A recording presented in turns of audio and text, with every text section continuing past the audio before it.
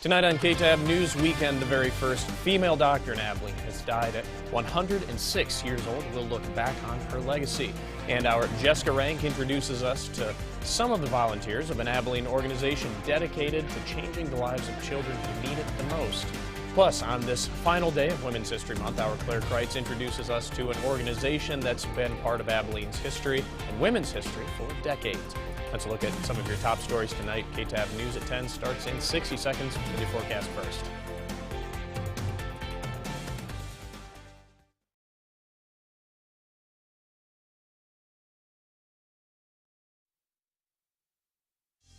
Now, from your weather authority.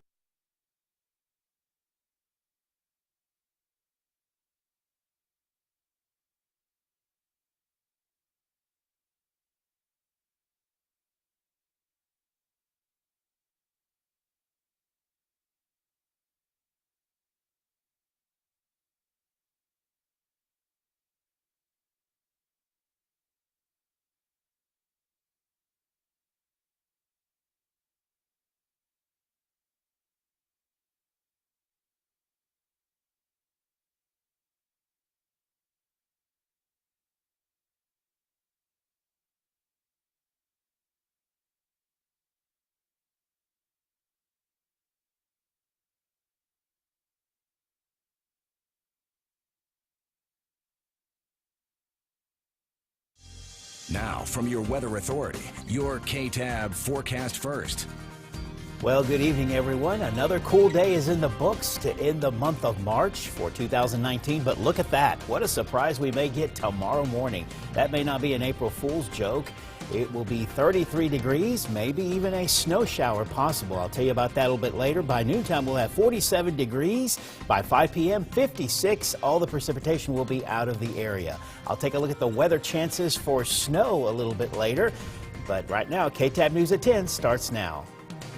With coverage you can count on, this is KTAB News Weekend. Good evening, I'm Nathan Grieve. New out of Ranger tonight, several departments responding to a structure fire.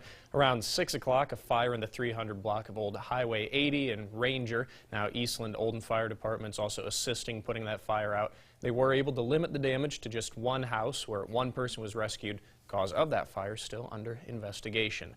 And now that takes us to our top story this evening. The first female physician in Abilene has passed away at the age of 106. Dr. Virginia Connolly died this morning at a retirement facility in the Waco area.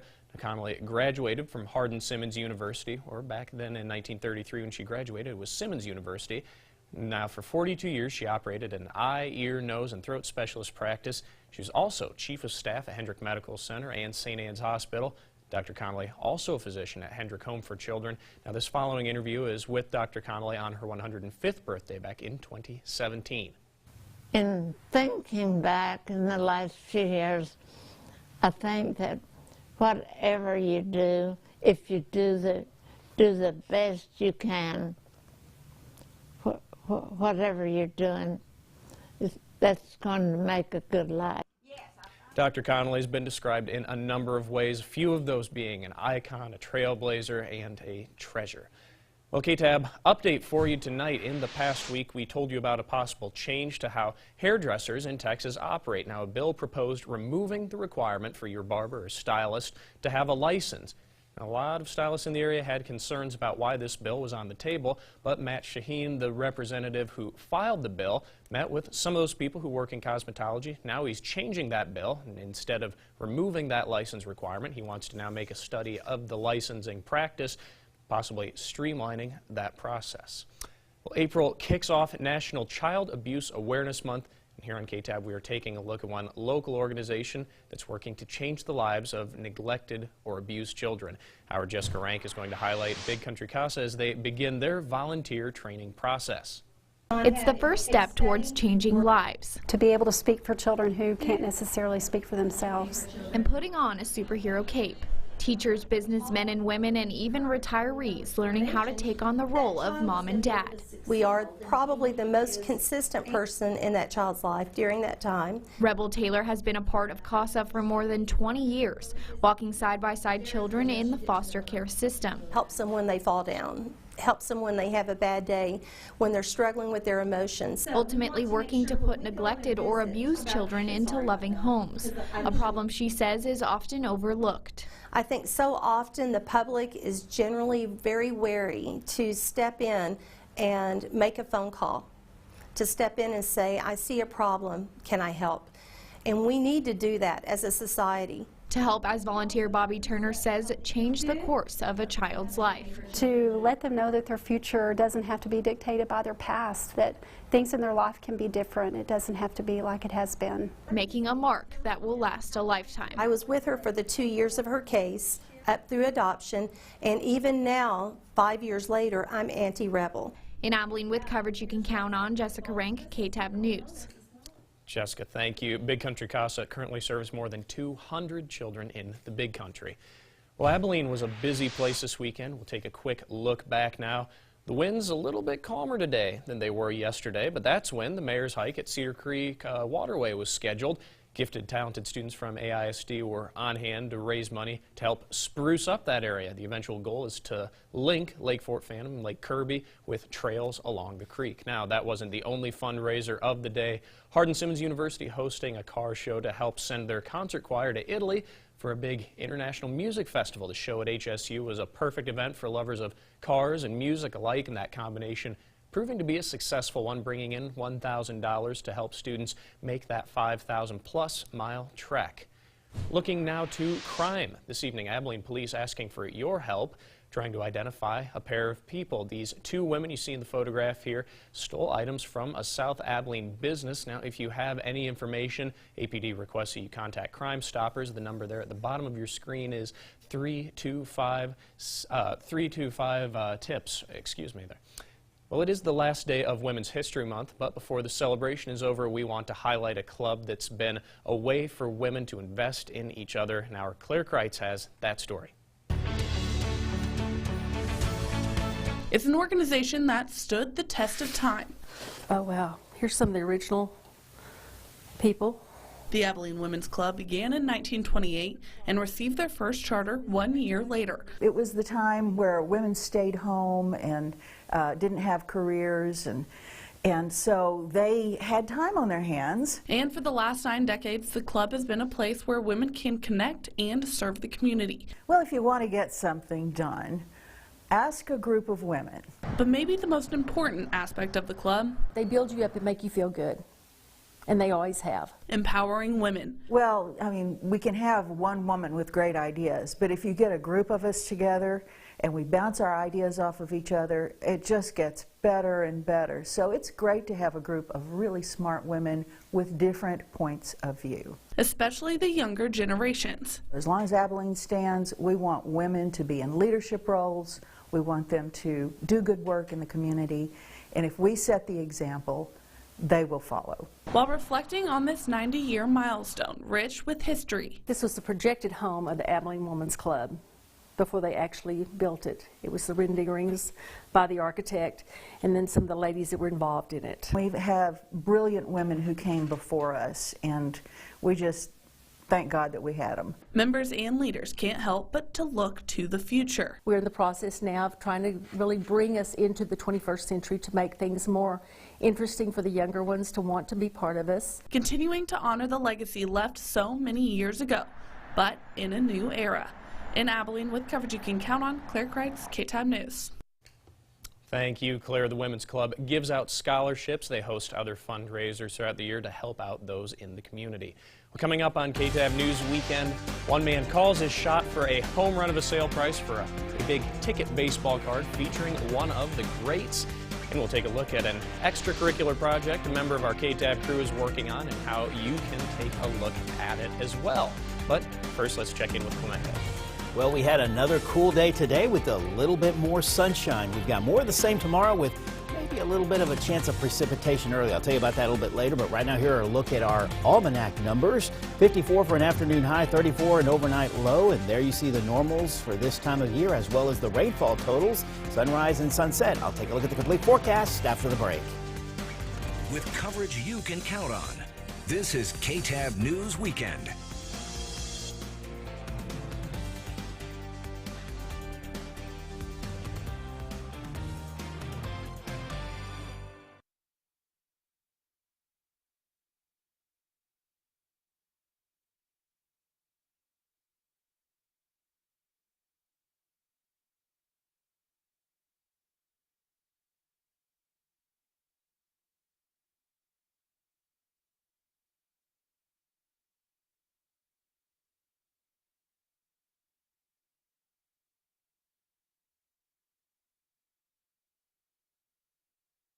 Musical is bringing together talent from the big country and the big city. We're just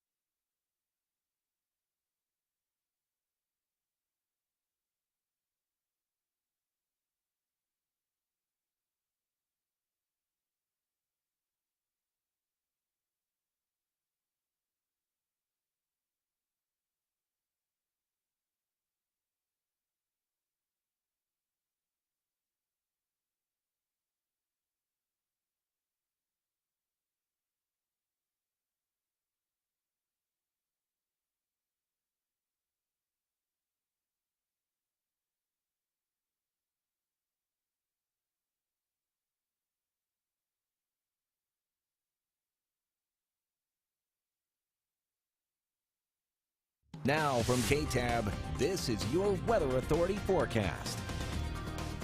Welcome back, everyone. Well, there you go. There's a graphic showing us what's going to be happening this coming Wednesday at the Academy Sporting Goods store, where we'll be distributing weather radios for hopefully those of you that may need them. You'll be able to purchase one there.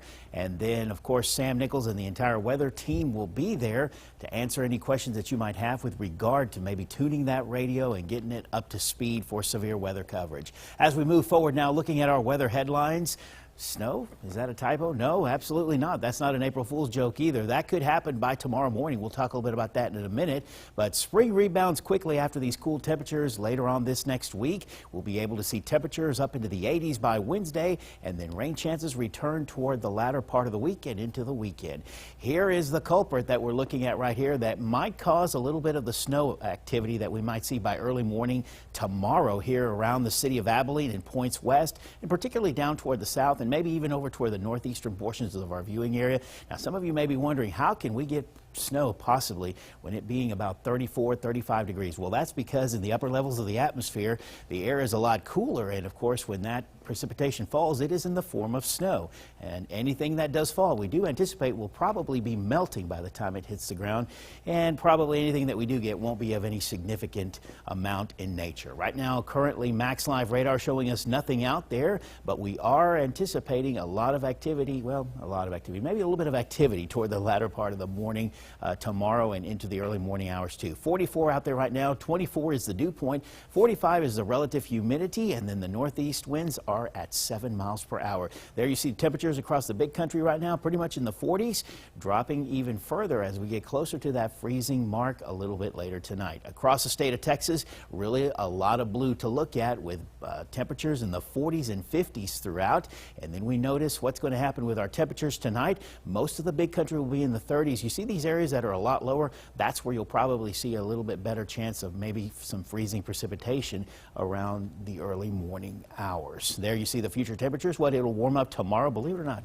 61 degrees. You could have snow in the morning, 61 by the afternoon, only in West Texas, right? 20% chance of showers tonight, freezing temperatures approaching at about 33 to 32 degrees is what we're looking at there. Then by the early morning hours, we are looking for possibly a snow shower or two, a little bit of a 20% chance there, 56 for an afternoon high. Winds will be from the south at 5. Then moving forward, we look at Brownwood, 33 degrees, 20% chance of showers late. I do feel that most of your precipitation will probably be in the form of rain as you draw further south across the big country, and then 57 for an afternoon high, 20% chance of showers, and then a quick warm up expected throughout the day. There you see your 7-day forecast. We want to pay particular attention over here to Friday, Saturday, and Sunday, because I do anticipate any showers and thunderstorms that do develop around that time period could maybe be in the severe nature. So you'll be able to use those severe weather radios and put them to good use.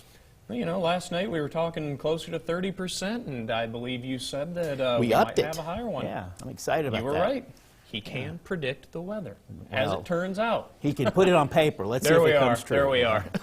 Well, Clemente, earlier on you talked about those weather radios, and just now you mentioned them again, and that Sam and the gang are going to be handing those out. Let's talk about Sam just a little bit more here. Well, that's right. In fact, our Mercedes Hernandez has a story that features him as well as a bunch of other talented performers. Let's have a look. A beloved musical is bringing together talent from the big country and the big city. We're just mixing together and doing the show. The show, West Side Story. But there's no divide here like the one between the Sharks and the Jets. It's just people. We're playing pretend on a budget is my favorite thing to call theater. We're just playing pretend on a budget, so it's all fun. And while the cast and crew is primarily made up of New Yorkers, some Abilene talent is also getting to step into the spotlight. We have a bunch of the local ballet dancers from Abilene Ballet Theater who are in the show, and a couple other local actors who are joining us. Including some familiar faces that are being brought from your screen to the stage. I got a phone call from members of the Abilene Opera Association board, and they invited me to be a part of West Side Story and play Lieutenant Schrank, and I jumped on the opportunity. All getting the chance to show off their skyscraping talent. There's a little bit of, I guess, making sure that you go through it enough times for everyone so that everyone feels comfortable. But really, it's not that different. And working at a break leg speed. We started rehearsal like 2 weeks ago, and we do our first run of the show tonight in the rehearsal studio. But when you cast the show well and you get the right people involved, it all kind of comes together. So, you may be wondering, is this show a big deal? It's going to be the theatrical event of Abilene's year. We're pumped about it. Sam thinks so too. Abilene's in for a treat, and you don't want to miss it. In Abilene, with coverage you can count on, Mercedes Hernandez, KTAB News. And thank you, Mercedes. The show kicks off on Friday and continues through the weekend, and even on Sunday. So you can find tickets at AbileneOpera.org. Looks like fun. Well, when we come back, a Texas student has a number of options to choose from when he picks a university. He's got 15 of them, in fact. That's in our Good News Tonight.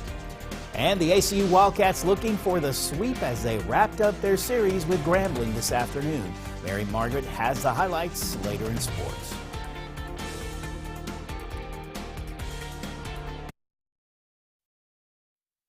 Literature, history, statistics. For many, studying can be a chore.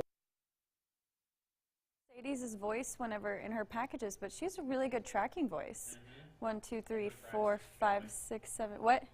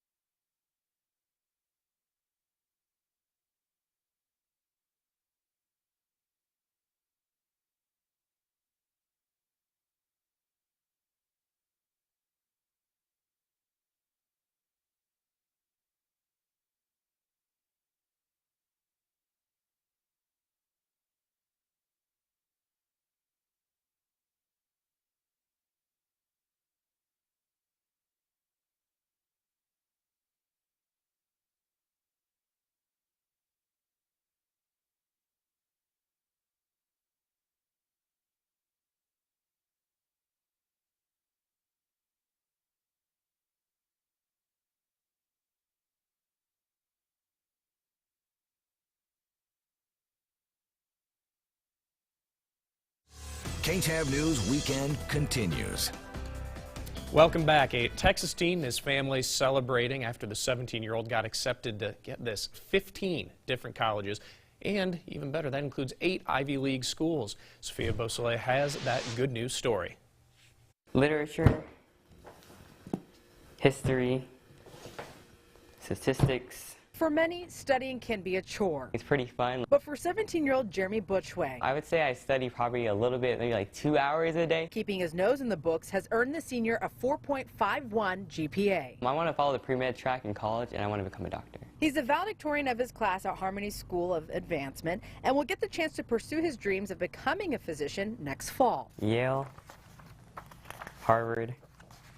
Jeremy applied to 15 universities. He got into all of them, including 8 Ivy League schools. Well, it's a very surreal feeling, like to be accepted into all those colleges.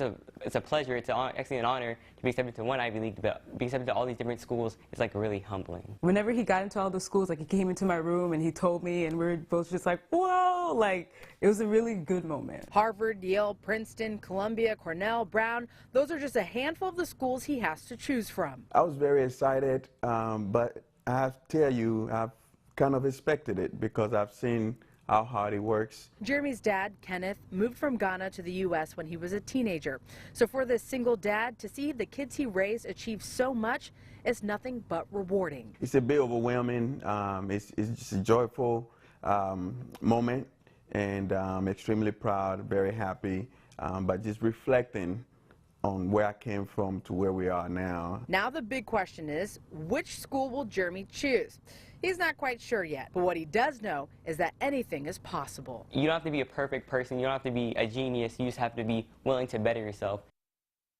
Well, an impressive academic feat there, and I thought I was working my tail off to get accepted into just one school. Well, swinging west to California, man, they're feeling like $1 million, maybe more like $4 million.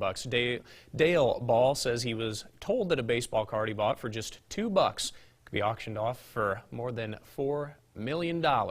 Ball says this is a genuine 1921 Babe Ruth baseball card made by the Shotwell Company, and it's certainly been difficult for him to keep his emotions in check ever since that card was authenticated.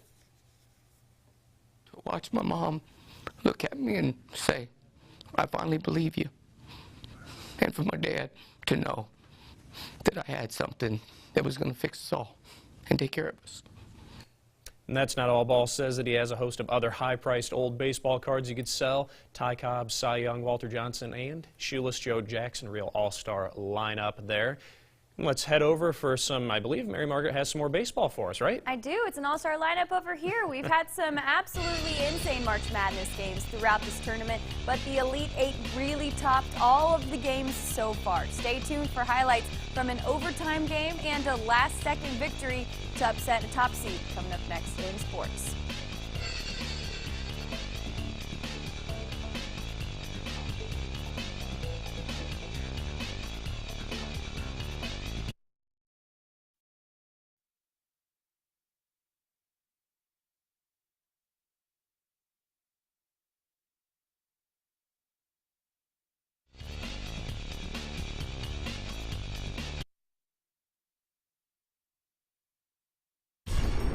This is BigCountryHomepage.com Sports with Mary Margaret Johnson.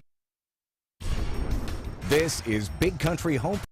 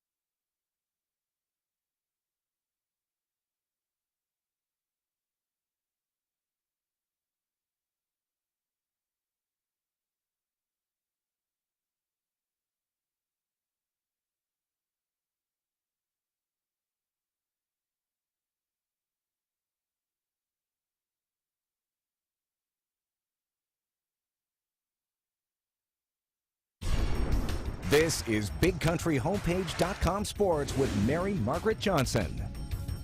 As we enter the start of the MLB season, we're also right in the heart of college baseball. The ACU Wildcats are even 13-13 looking into the day, looking for the sweep of Grambling this afternoon at Crutcher Scott Field. We start in the bottom of the fourth, 4-0 Grambling. Ryan Randall bunts, and he reaches on a throwing error. Luis Trevino comes on home. It is 4-1. ACU is trailing.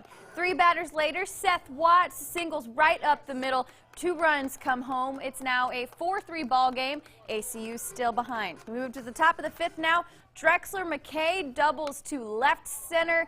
2 runs score for the Tigers. It is now 6-3 Grambling. Next batter up is going to be Isaiah Torres, and he's going to hit a single right through all the way to the right side. 2 come on home for Grambling. The Tigers take an 8-3 lead. So ACU put up a comeback but falls just short this afternoon. They dropped the series finale 8-7. Well, yesterday the Texas Tech Red Raiders punched their ticket to the Final Four in Minneapolis, and today they sit and wait on who their opponent's going to be, either the 2nd seed and Big Ten champion Michigan State Spartans or Zion Williamson and top seed Duke. First half, Cam Reddish misses, but Zion is there for the rebound and the putback slam. Spartans up 6-4 early on. Under 10 seconds left in the first half, Cassius Winston drives all the way to the hoop for the layup to take a 34-30 lead into the half. Michigan State closed the first half on a 13-0 run. Second half action now. Duke moving around the top of the key. Zion alone at the corner knocks down the 3 to take a 52-48 lead. 2.5 left in this game. Zion driving to the baseline, kicks it out to R.J. Barrett. Nothing but nylon. Duke up 64-63. So we have 39 seconds left. Kenny Goins pops open at the top and nails that 3. Michigan leads 68-66. 5.2 seconds left. Barrett with the chance to tie it up, but he misses the first free throw. The second one is good. Michigan State's on top 68-67. The Spartans get the inbound and avoid defenders to run out the clock. And down goes Duke. Michigan State takes down the Blue Devils. The Spartans will face Texas Tech in the Final Four. Crazy game. Another crazy game. Virginia also waiting on their Final Four opponent today. SEC foes Kentucky and Auburn going at it. Tied 37-all. Bryce Brown misses the free throw but gets the ball back on the offensive rebound. Shoots the corner 3. 40-37 Auburn. Tied at 58 with 1 minute left. P.J. Washington drives, misses a shot, but gets the rebound layup for the lead. Jared Harper with the driving down layup right here. Takes it into the lane to tie it up at 60. And look at that, folks. We are headed to overtime. Seems familiar with these games. Auburn up by 2 now. Harper, nice cut to grab the inbounds. Make the quick layup, 64-60 Tigers. So just a minute left. Harper with the layup with a little resistance from Kentucky. That will do it. The Auburn Tigers are headed to the Final Four for the first time in school history with a 77-71 overtime win over Kentucky. So what an Elite 8. We had 4 insane games. Hopefully that will continue in the next 3.